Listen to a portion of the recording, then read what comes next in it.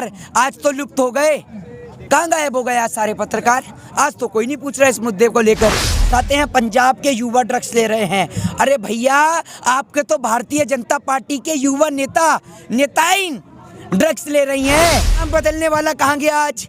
नाम बदलने वाला तो बंगाल पहुंचने वाला होगा मुझे लग रहा है। तो वापस तो नहीं आ गया खबर सुन के? कहीं फ्लाइट बैक करवा ली हो?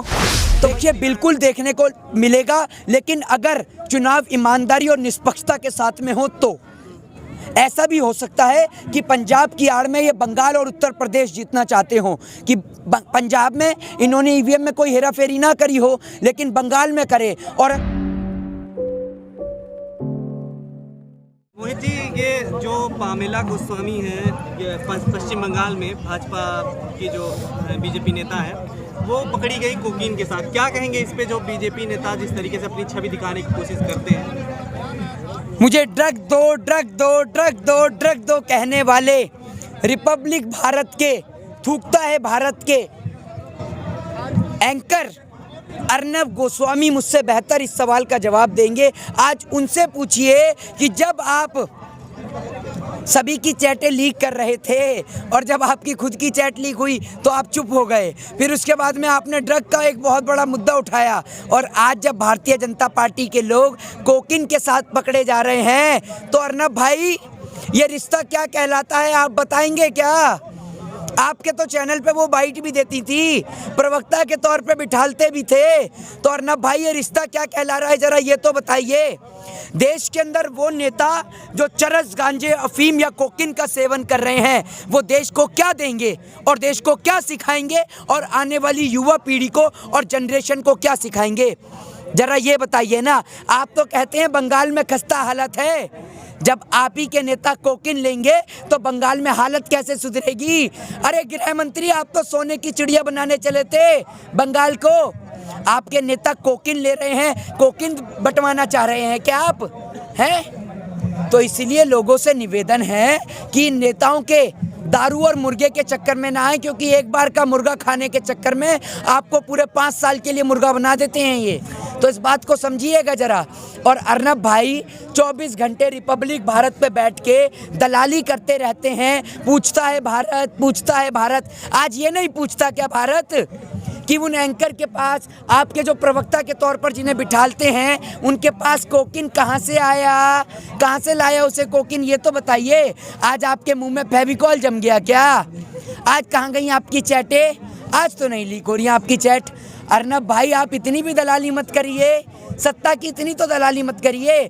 आज बिठाइए ना अपने तमाम नेताओं को, आज बिठाइए ओएमजीसी के डायरेक्टर, 24 घंटे मोदी मोदी मोदी कर हराम का खाने वाले भारतीय जनता पार्टी के ओएमजीसी के भी डायरेक्टर संबित पात्रा जी, आज जवाब दीजिए कि ये कोकीन कहाँ से आ रहा है?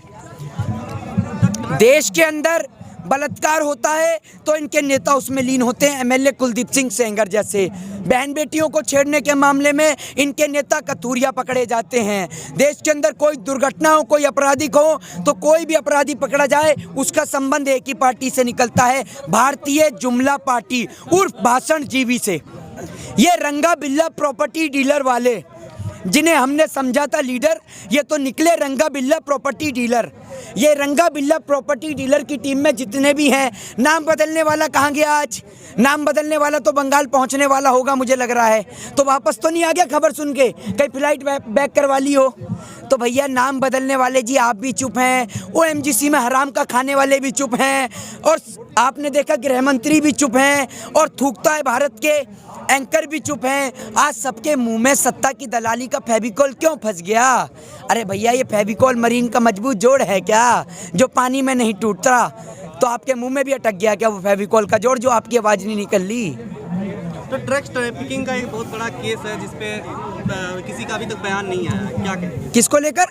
ड्रग्स ट्रैफिकिंग का जो ये मुद्दा है, इस पे मतलब किसी का भी किसी चैनल पर चर्चा नहीं हो रही है। रिपब्लिक टीवी, जिसपे TV9 भारतवर्ष पे तमाम जगह जो है ये प्रवक्ता के तौर पर बुलाई जाती है। अभी आपने देखा कि ये पहले महाराष्ट्र को दिखाते हैं, टेलीविज़न वाले, नेशनल मीडिया वाले, भारतीय जनता पार्टी के राज्यसभा सांसद सुभाष चंद्रा के चैनल वाले और भी चैनल वाले कभी ये दिखाते हैं महाराष्ट्र में ड्रग चल रहा है, कभी ये दिखाते हैं पंजाब के युवा ड्रग्स ले रहे हैं। अरे भैया, आपके तो भारतीय जनता पार्टी के युवा नेताएं ड्रग्स ले रही हैं। कहाँ गए आप अर्नब जी? कहाँ है गृह मंत्री? आज तो सारे चुप हैं। आप ये पूछिए ना, वो कोकीन आया तो आया कहाँ से? इनको पकड़िए, इनसे पूछिए कि कोकीन आया कहाँ से, किससे खरीदा। इस बात का पूरा खुलासा होना चाहिए। पूरा भारत जानना चाहता है। आज कहाँ हैं सारे पत्रकार? आज तो लुप्त हो गए। कहाँ गायब हो गए आज सारे पत्रकार? आज तो कोई नहीं पूछ रहा इस मुद्दे को लेकर। कहीं ऐसा ना हो कि हमें कह दें कि हम किसानों को भड़का रहे हैं, हम देश की जनता को भड़का रहे हैं, हमें देशद्रोह का मुकदमा डाल के अंदर बंद कर दें।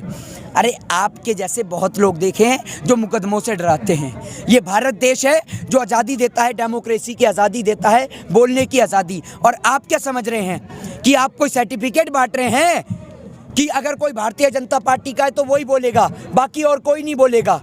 तो हम बोलेंगे, अगर आप गलत करेंगे तो हम बोलेंगे। और आप सच्चाई को दबा नहीं सकते। सत्य को प्रताड़ित किया जा सकता है लेकिन पराजित नहीं।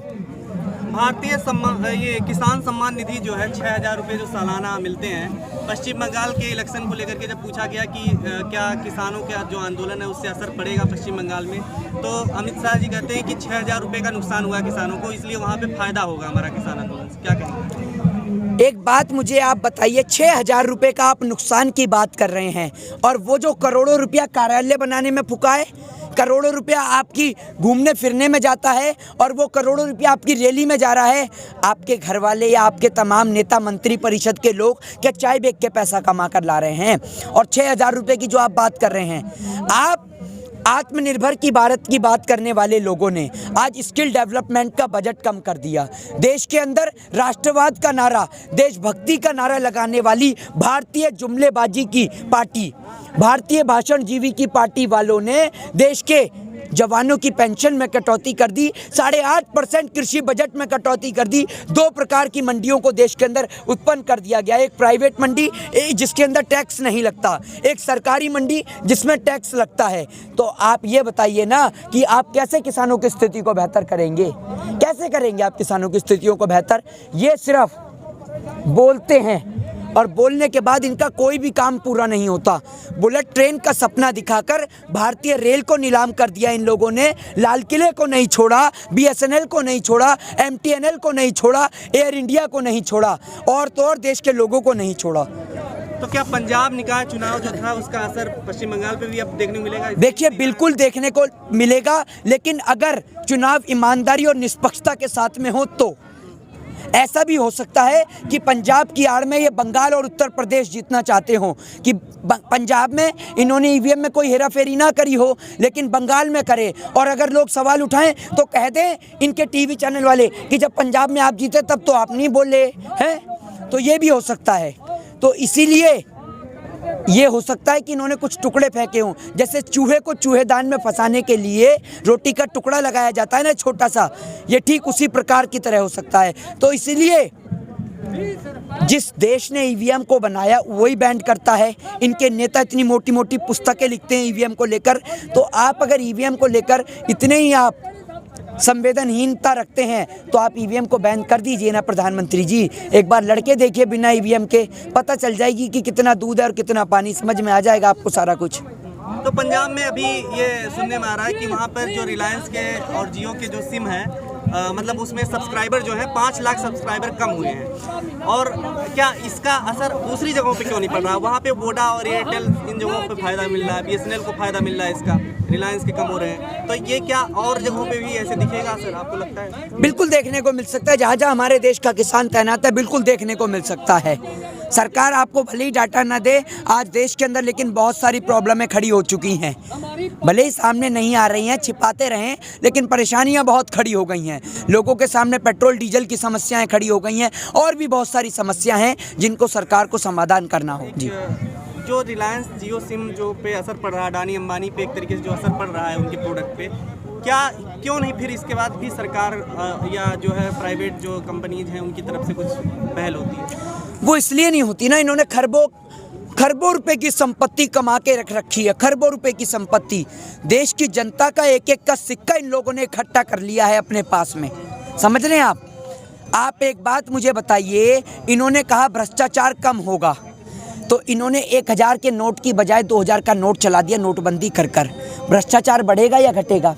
पहले लोगों को 1000 का एक नोट रखना मुश्किल हो जाता था, लेकिन आज आप 2000 का अगर एक नोट ले गए तो 2 नोट चले गए ना, समझ लीजिए। तो इन्होंने नोट छोटे करने के बजाय उसको और बढ़ा दिया, और वो नैनो चिप वाली आंटी भी लापता हो गई। तो ये सिर्फ देश को मूर्ख बनाना जानते हैं, देश को पागल बनाना जानते हैं। इनकी बातों पे यकीन करना और शेख सिल्ली की बातों पे यकीन करना दोनों एक समान है। जय हिंद, जय भारत, वंदे मातरम। खबरों में बने रहने के लिए फोरम 4 को सब्सक्राइब करें और नोटिफिकेशन पाने के लिए बेल आइकन दबाएं।